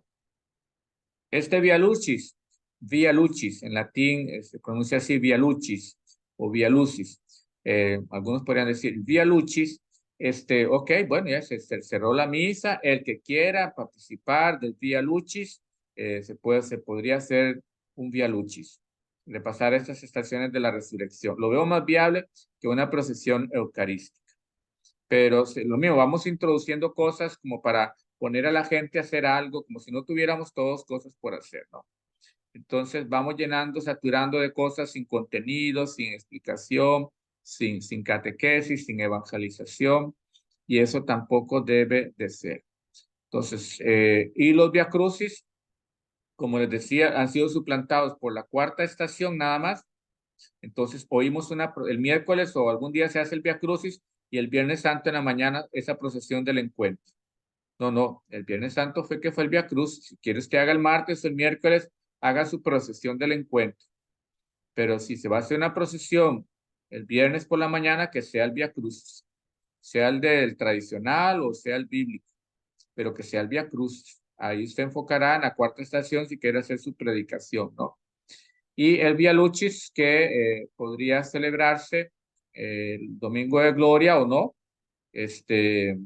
o algún día entre semana, los domingos, en la noche, qué sé yo, durante la Pascua, seguir celebrando los Vía Lucis, como en Cuaresma, los viernes, los Vía Crucis. Pero hay que tener cuidado con esto, hay que evangelizar, que la gente comprenda bien qué es lo que está haciendo, porque muchas veces la gente no sabe por qué lo hacemos. Al cura se le ocurrió una cosa y ahora lo pone, lo manda sin ningún contenido, sin ninguna evangelización. Entonces, eso no cambia nada, no modifica nada. Y todo debe ser hacia eso, hacia propiciar un cambio. Pero vean que son muchos cuidados que debemos de tener sobre esto. Bueno, si vamos a ver ahí la introducción de las 7 palabras, bueno, todo ese montón de personajes, las mujeres bíblicas, las 7 palabras, el martillo, los clavos, las espinas, bueno, todos los elementos pueden ir ahí como parte es una forma de evangelizar, esa parte de teatralidad, podemos usarla en favor de la evangelización, pero que sea es una teatralidad usada en favor de la evangelización, no una teatralidad en función del drama, en función de hacer un espectáculo, un show, que ya pierde el valor, ¿no? Por eso tampoco a mí no me gusta mucho lo de las representaciones, un Via Crucis en vivo que llaman, ¿no? Porque la gente va a ver los vestidos, a ver el drama, a ver que se equivoca, a ver eso, ¿no? Como cuando vamos a ver una película o vamos al teatro. Entonces, México hay uno muy famoso, el Via Crucis de Ixtapalapa. Van casi millones de personas, pero es por eso, por el drama. La gente está tomando, está hablando, está en una pura loquera, y no pierden ese sentido religioso, ¿no? Entonces, me recuerdo en una comunidad que bueno, la gente tenía esa costumbre. Yo les dije, bueno, a mí no me gusta para nada los viacrucis en vivo, pero si ustedes lo acostumbran, bueno, ya hagamos. Yo respeto sus tradiciones, no se los quité, respeté las tradiciones. Entonces, bueno, ya armaron y todo. Recuerdo que cuando iba el soldado romano animando a Jesús a seguir adelante con gritos y todo, una se le ve, ya, y camina vos, playo, camina, movete. Ay, Dios, bueno, yo no sabía dónde meterme, dónde qué hacer, ¿verdad? Y ahí vos, playo, caminar. Ya se le fue al tipo, al muchacho. Entonces, ya, la gente estalla en risa y todo lo demás. Ya se perdió la fe, se perdió la devoción. O pasa una semana la gente hablando del error de la samaritana, o que se le cayó la pestaña, o que se enredó en el vestido y se cayó. Ya se perdió todo. Eso fue lo que quedó de la Semana Santa. Eso fue lo que quedó. Que el soldado trató a Jesús de playo. Entonces, se pierde, repito, se pierde el contenido, la devoción, el respeto. Durante muchos años funcionó y funciona la imaginería. Pero bueno, hay que tener, no es que no se hagan, bueno, háganse, si quieren hacerse los Via Crucis en vivo, pero con buen entrenamiento, con todos estos cuidados y procurando esa evangelización. Los jesuitas lo usaron mucho en las reducciones de Sudamérica, del Paraguay, etcétera, todo esto, pero bien usado. Entonces, luego tenemos los Via Crucis, los Via Lucis, las celebraciones de las 7 palabras también, difundidas, dice acá, en el siglo XII, sobre todo gracias al tratado de la descripción que cada una de esas hace de 7 sermones de San Roberto Belarmino sobre esas famosas 7 palabras. Es bonito, pero cuesta muchísimo conseguirlas. Bueno, acá dice que una devoción es el santiguarse. La devoción, en Cartago era muy común cualquier cosa. ¡Ay, Ave María Purísima! Y uno se persinaba, ¿no? Cuando había algo que te asustara, te llamara la atención. Entonces, está esto. Sin dejar de lado, ¿verdad? Lo que distinguir entre signarse y persinarse. Ya el culto de latría, el culto de Dulía ya lo vimos.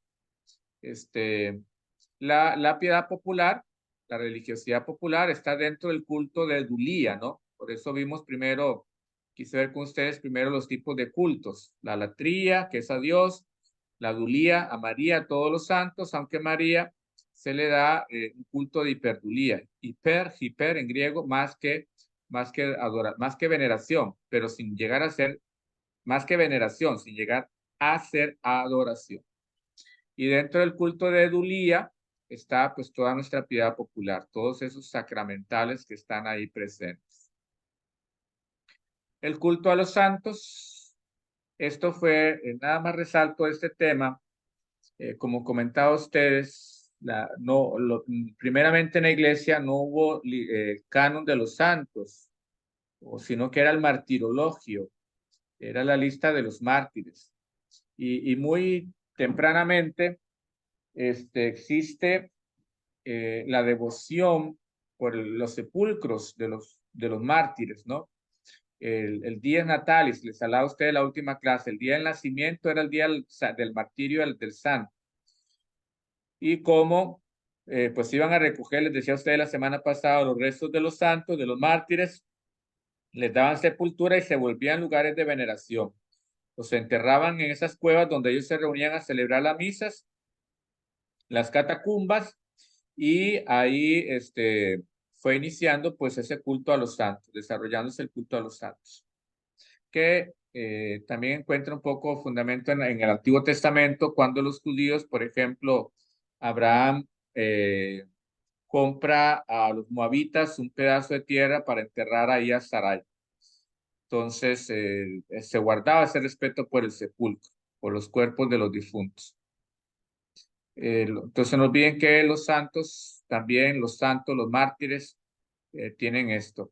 Y en el caso de los mártires, les he explicado a ustedes, hay reliquias de primer grado, que es una parte del cuerpo del santo, y reliquias de segundo grado, que es un vestido que haya usado, un hábito, un escrito del santo, algo que haya usado el santo. Son las reliquias de segundo grado. El culto al Santísimo Sacramento, que también lo vimos un poco la semana pasada, eso también ya eso de a partir del 1200, 1300, cuando ya aparece en la celebración del Corpus Christi, cuando se combatió la herejía berengariana de Berengario de Tours, que negaba la presencia real de Cristo. Y habíamos la parte de la misa, que lo vamos a ver cuando veamos el sacramento de la Eucaristía, veamos las partes de la misa, también lo veremos más adelante. Bueno, esos elementos necesarios para la celebración de la misa también lo veremos. Ustedes lo pueden ir leyendo, que es todo lo de lo que se usa, rituales, ornamentos, velas, crucifijos, leccionarios, todo eso. La concelebración eucarística, eso también, pues, si acaso lo tocaremos cuando veamos el sacramento de la Eucaristía, porque es propio del sacerdocio. Ustedes como diáconos veremos la parte del diácono. El diácono no concelebra, participa, ayuda.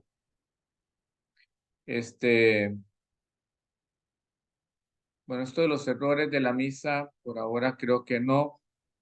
Tal vez más adelante. ¿Quién puede impartirla? Condiciones y maneras de recibirla. Esto no, esto lo veremos con el sacramento de la Eucaristía. Bueno, podemos hablar un poco de lo que nos falta, un poco el canto, que también es importante, que ya les puede servir. Bueno, el canto en la celebración eucarística. Antes de entrar al canto, es muy importante, hermanos, que, bueno, ahora con la internet se puede consultar, averiguar si este o aquel otro canto es un canto católico, porque ahora hay un sincretismo en cuanto a los cantos. Sincretismo es que mezclamos de un lado con otro lado. Entonces, hay cantos evangélicos que se cantan en la iglesia católica y hay cantos católicos que se cantan en la iglesia protestante. En una línea de principio podríamos decir no debería de haber problema con esto. El asunto es que hay una teología muy diferente o es diferente la teología cristiana católica a la teología cristiana protestante y la teología cristiana pentecostal. Podríamos hablar de 3 líneas teológicas, ¿eh?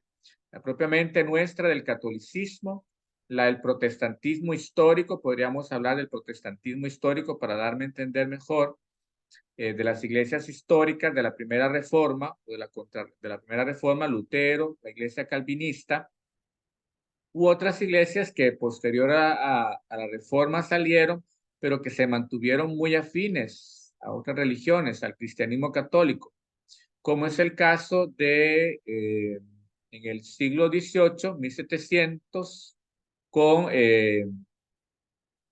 Enrique VIII. Con Enrique VIII, ahí van a ser lo que en Inglaterra se llama la iglesia anglicana, que cuando llegó a Estados Unidos se le conoció y se le conoce como la iglesia episcopaliana. Ellos mantuvieron muchas cosas después del cisma, mantuvieron muchas cosas con la iglesia católica, los sacramentos, algunos elementos, ¿no? Otra también, el cisma en Francia, ya esto fue en el siglo XX, a mediados del siglo XX, con Marcel Lefebvre, o los lefebrianos, que ellos se apegaron a la misa tridentina, Y entonces, bueno, hubo un gesto de comunión, de acercamiento con el Papa Pío, Benedicto XVI, pero que ahora echó atrás Francisco, el Papa Francisco, con decir, bueno, en las iglesias no debe de usarse la misa tridentina, la reforma de San Pío V, sino la reforma vaticana. Entonces, la misa tridentina está prohibida. Pero Papa dice, donde se celebra, que se siga celebrando, pero que no se fomente más. Donde no se celebra, no se podrá celebrar más. No se podrá celebrar, empezar a celebrar la misa tridentina. Entonces, ahora, la misa tridentina es muy diferente de la misa versus Deus. La misa versus Deus, se los voy a poner en el chat, es como versión a Dios. Versus, significa vuelto a Dios. Versus Deus. Vuelto a Dios. Esa es la misa que una parte se celebra culum populo, como decían cómicamente en latín antes. Culum populo, con el culo al pueblo. Entonces, esa misa está en la Reforma Vaticana. Entonces yo la parte de las ofrendas y toda la consagración la puedo hacer vuelta al pueblo, espaldas al pueblo, volviéndome las partes que es, pero esa parte, esa misa, ese rito, esa forma celebrativa es válida, ¿no?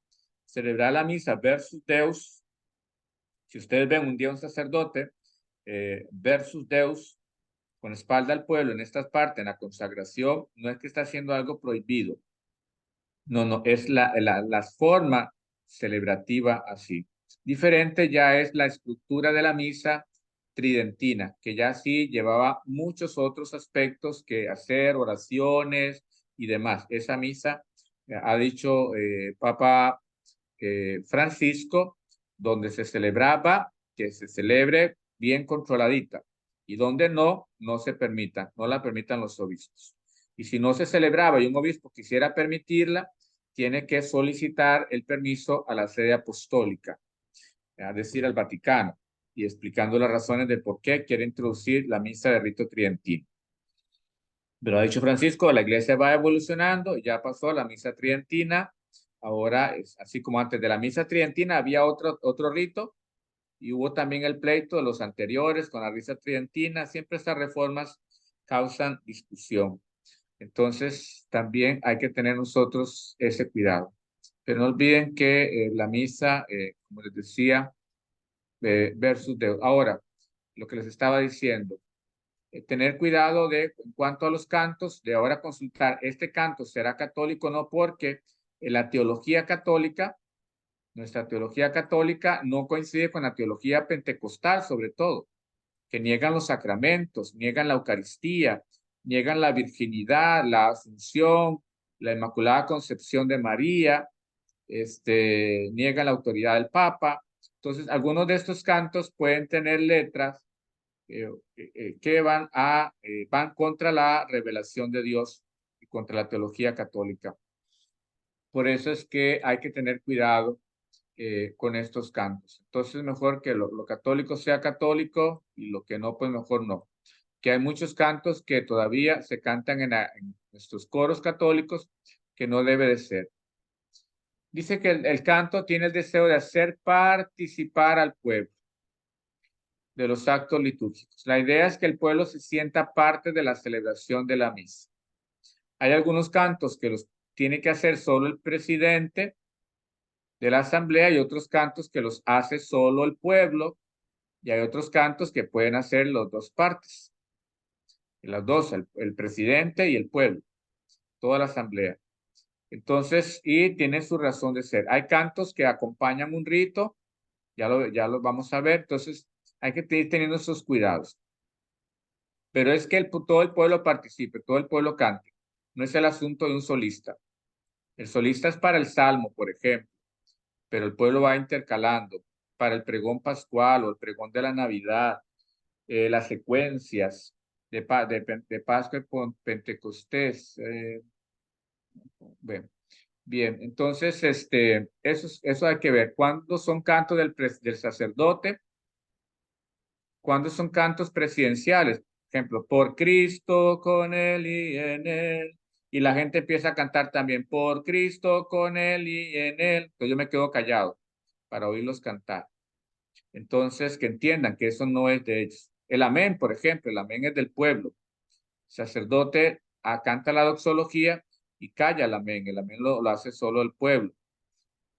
El Señor ten piedad, el gloria, son cantos de toda la asamblea. Por asamblea entra el presidente y el pueblo. Las ofrendas es un canto del pueblo, no del presidente. El presidente está preparando el altar y haciendo las oraciones en secreto que debe de hacer. El santo es un canto de toda la asamblea. La comunión es un canto del pueblo que acompaña este rito. El Cordero de Dios es un canto del pueblo que acompaña ese. En la paz no hay canto, hay un silencio, porque es un gesto muy rápido, muy breve. La salida, como ya les decía a ustedes en otro momento, es un canto para acompañar la salida de la gente, no que la gente se quede esperando que el coro haga el canto y entonces ya después nos vamos. No, no. Que hay sacerdotes que ya les decía que dicen, no, no, es una falta de respeto que el coro esté cantando, el canto de salida, ustedes van saliendo como si nada, como animal, y pues es que para eso. Ese es el canto de salida, esa es la razón de ser. Que la gente vaya evacuando la iglesia, vaya dejando la iglesia y vaya escuchando el canto, vaya cantando. Entonces es muy importante esto. Ahora, uno puede formar los coros, lo que pasa es que lo mismo, por un lado les entra, por el otro sale, hacen lo que les da la gana, o no tienen esa formación, o van entrando y saliendo muy rápido en los coros, y entonces la formación que les di hace un año ya hoy no la tienen porque no hay nadie que haya quedado. Entonces hay que estar en esta majadería, en esta insistencia con los coros, lamentablemente. Eso es algo de no acabar. Dice que la función de un coro en la celebración litúrgica, al igual que el resto de la música, tiene varias vertientes. Una función meramente ornamental y artística, o sea, la belleza.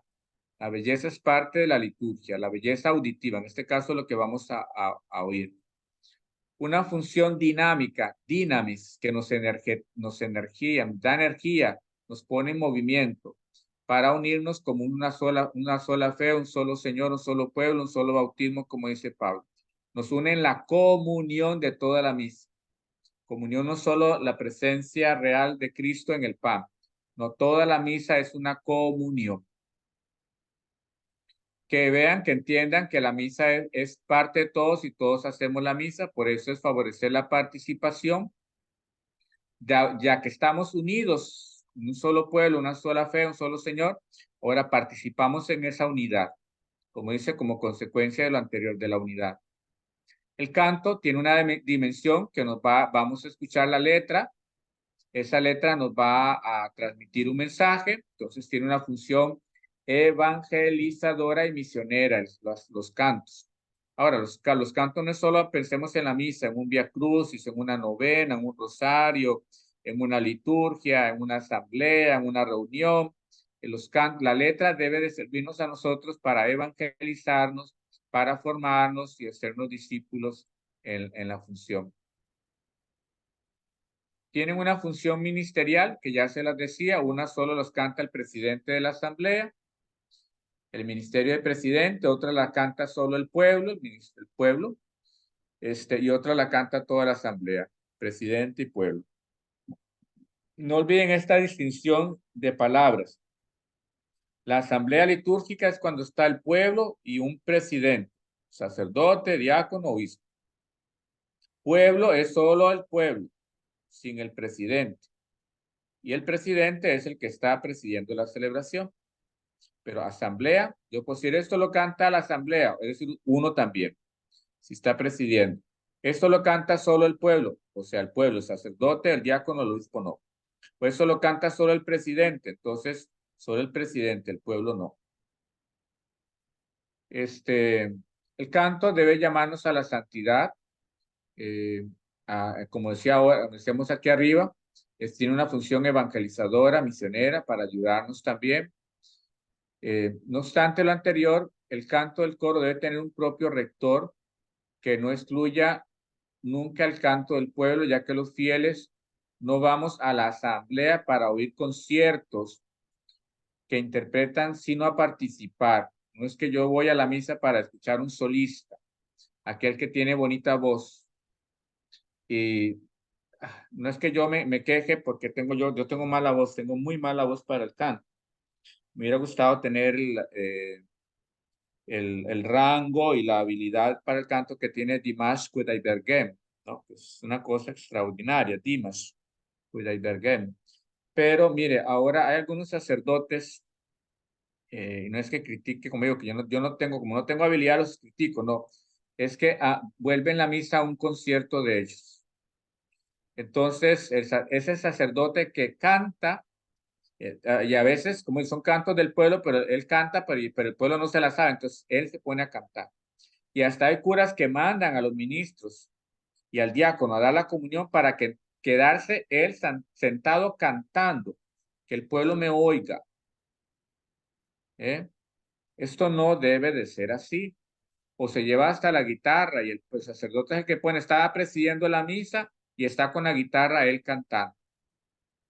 No, aunque haya dos viejitas o dos viejitos que no cantan tan bien, no tienen la bendición del timbre de su voz, no importa, déjelos que ellos canten, porque esa es la labor. El presidente no es el director del coro, del canto, no, no, no. Entonces, en las horas santas veo esto también, que el sacerdote se lleva sus pistas, su guitarra, y entonces hay cosas que son del pueblo, hay cosas que son de la asamblea o del presidente. Entonces, ojalá que si alguno de ustedes tiene buena voz, nunca lo haga para lucirse, para que me oigan. Entonces, por eso yo, mis pistas, mi guitarra, etcétera. No, no, no. Y no está bien. Ojalá algún sacerdote oyera esto. Alguna vez le he comentado, que no está bien eso. O sea, que yo en la misa me ponga a cantar, me quede sentado para que la gente me oiga cantar. Y sí, la gente se extasia porque tiene bonita voz y todo. Pero no, no, no, hay que respetar lo que corresponde cada día. Si usted quiere lucirse, el próximo martes a las 7 de la noche voy a dar un concierto en los salones parroquiales, no en la iglesia, en los salones parroquiales. Voy a dar un concierto yo. Y entonces póngase a cantar lo que usted quiere, como sacerdote, como diácono, como monjita. Pero lamentablemente los sacerdotes han hecho un show, se han vuelto un showman en las misas y en lo demás, y eso no está bien. Franklin y Karen, por favor, abren el micrófono y los escuchamos. Buenos días, padre. Mi amigo, con respecto a la celebración toda, total de la Eucaristía y todo, ¿es imprescindible que hayan cantos durante la celebración eucarística o si fuera por alguna situación de fuerza mayor se puede omitir alguno, todos o no sé? Sí, gracias. En realidad, las misas siempre fueron rezadas, que llamamos nosotros, rezadas. Los cantos es algo que se ha introducido no a mucho en la iglesia. Entonces, las misas eran rezadas. Todavía hoy llamamos misa así, misa rezada y misa cantada, algunos, ¿no? Entonces, hay cosas que hay cantos, como les decía, presidenciales. El Señor esté con ustedes o con vosotros. Cantos solo del pueblo. Y con tu espíritu, ahí hay un diálogo cantado entre asamblea y pueblo, ¿no? Tanto al principio de la misa, el Señor esté con ustedes y con tu espíritu. El amor del Padre, la comunión del Hijo y del Espíritu Santo esté siempre con vosotros. Esos saludos, ¿no?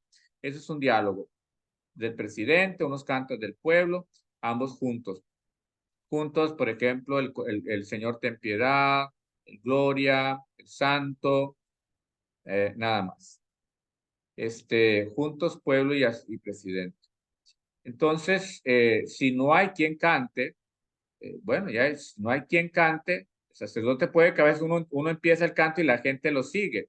Entonces, ahí está bien. El problema es cuando, repito, el sacerdote es el que asume el canto dentro de la misa. Eso no debe de ser. Si hay quien cante bien, si no hay quien cante, pues se hace una misa rezada. Señor, ten piedad. El Señor, ten piedad, responde el pueblo. El gloria se puede hacer rezado. Gloria a Dios en el cielo y en la tierra paz a los hombres.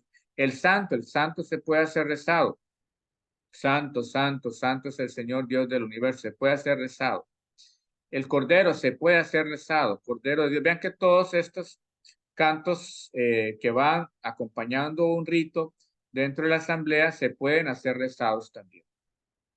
Si hay quien cante, que cante. Si no, no se canta, se hace rezada. Pero si no hay quien cante, que el sacerdote no asuma el canto, sobre todo con la tentación del afán de su voz o lo demás, ¿no? Mejor que se haga rezada. O empiece el canto y va guiando, pero entonces no hace las, es que cuando ustedes están cantando, yo estoy haciendo un rito, estoy haciendo unas oraciones secretas. Entonces, no es compatible que yo sea el que dirija el canto, porque entonces no voy a hacer las oraciones que tengo que hacer. O las hago, cantamos y al final, y las hago entonces un puro carrerón, que no, es mejor que se quede en silencio el pueblo, haga las cosas como debo de hacerlas, con respeto, con dignidad, con parsimonía, y el pueblo en silencio. El pueblo en silencio.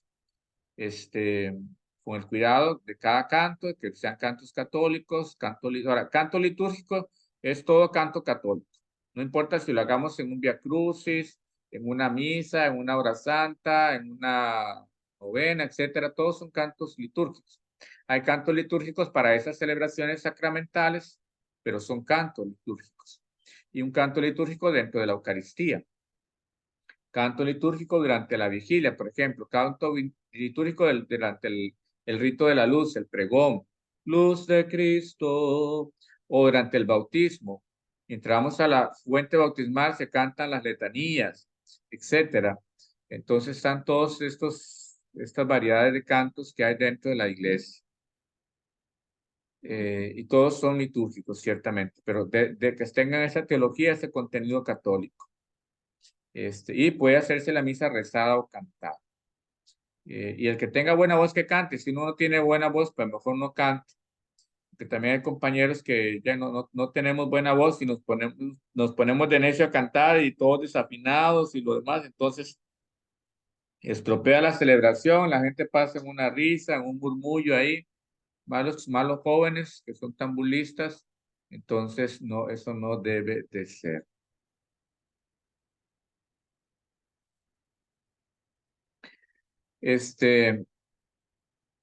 Debe tener un rector o un director de canto que no excluya que el pueblo cante, no es una asamblea, no es un concierto, es todo no se debe confiar al coro, el canto, que todo el propio y todo el ordinario de la misa. Bueno, los cantos pueden ser propios de algunas celebraciones, por ejemplo en Pentecostés está la secuencia, lo mismo la Navidad, en tiempo ordinario, los cantos ahí, hay cantos propiamente para entrada, para ofertorio. A veces la gente, uno da esta formación, repito, pero no sé, de no acabar. El canto de ofertorio lo hacen en la comunión, o cantos que no hay en otro momento. Dice que hay partes en la misa que siempre deberían, ¿no? Es lo ideal. Aquí está el adverbio de modo, deberían ser cantados.